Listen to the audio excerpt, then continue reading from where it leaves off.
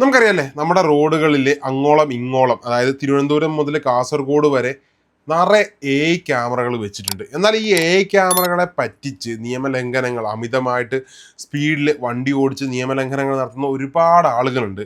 ഇവരെയൊക്കെ പിടിക്കാൻ വേണ്ടിയിട്ട് നമ്മുടെ മന്ത്രി ഗണേഷ് കുമാർ, ഗതാഗത വകുപ്പ് മന്ത്രി ഗണേഷ് കുമാർ പുതിയൊരു പരിപാടിയുമായിട്ട് ഇറങ്ങിയിട്ടുണ്ട്. കേരളത്തിൽ ജിയോ ഫെൻസിങ് നടപ്പാക്കി വാഹനങ്ങളുടെ വേഗത നിരീക്ഷിക്കുമെന്ന് ഗതാഗത മന്ത്രി ഗണേഷ് കുമാർ. വാഹനങ്ങളിൽ ബാർകോഡ് ഘടിപ്പിക്കും. എന്നിട്ട് റോഡിൽ പലയിടങ്ങളിലായിട്ട് ഈ ജിയോ ഫെൻസിങ് മെഷീൻ, അതായത് ജിയോ ഫെൻസിങ്ങിൻ്റെ സംഭവം, ഈ ബാർകോഡുമായിട്ട് അറ്റാച്ച് ചെയ്തിട്ടുള്ള മെഷീൻ സ്ഥാപിക്കും. അതിലൂടെ വണ്ടിയുടെ സ്പീഡ് അളക്കും. സ്പീഡ് കൂടുതലാണെങ്കിൽ കർശന നിയമ നടപടികൾ ഉണ്ടാകുമെന്നാണ് നമ്മുടെ ഗതാഗത വകുപ്പ് മന്ത്രി പറയുന്നത്. നമ്മളിങ്ങനെ വിദേശ രാജ്യങ്ങളിൽ നിന്ന് ഇതേപോലത്തെ പല പല സംഭവങ്ങളും ഇങ്ങനെ അഡാപ്റ്റ് ചെയ്തുകൊണ്ടിരിക്കുകയാണ് നമ്മുടെ നാട്ടിലെ അപകടങ്ങൾ കുറയാൻ വേണ്ടിയിട്ട്, അല്ലേ? അത് നല്ല കാര്യം തന്നെയാണ്. നമ്മുടെ നാട്ടിൽ ഇങ്ങനെ അപകടങ്ങൾ കുറയണം, മരണങ്ങൾ കുറയണം.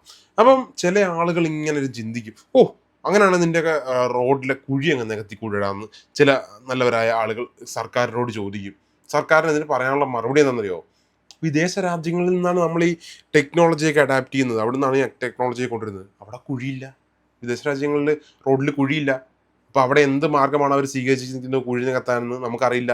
അതുകൊണ്ടാണ് നമ്മൾ അതിവിടെ കൊണ്ടുവരാത്തത്. മനസ്സിലായോ? വെറുതെ സർക്കാരിനെ കുറ്റം പറയും.